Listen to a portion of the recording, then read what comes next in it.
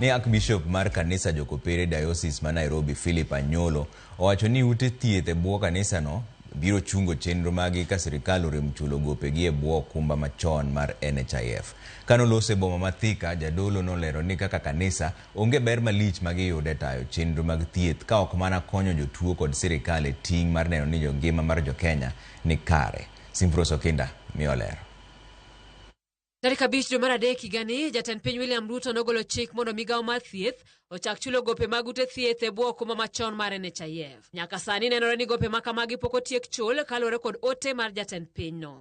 Archbishop mar Diocese mar Jokopere Philip Ayoro koro obono ni ute thieth mag Jokopere ibiro lor poni gope mag NHIF ok ochul mapiyo. If they don't pay, there will be a shutdown, and you will know that the church, as it were, it has a bigger percentage of medical services to help the government and to help the people of Kenya in matters health as such. Anyolo lero ni onge ber mora mora magi yude ta ute thieth makamago, mak mana temo raso ngima oganda kod konyo sirkal tije. It's not the payments that they get in the government that they get, and it's not any advantage that the government has out of the taxes and the revenues that they get that we have. So we depend on that, our relationship and how we encourage people. Jadolo no mane loso thika e od thieth mar Mary Help kamane giyange bado thieth no mar mine kod nyithindo lero ni sani ute thieth magi ni kamarach kalore kod nok mar omenda mar berogi.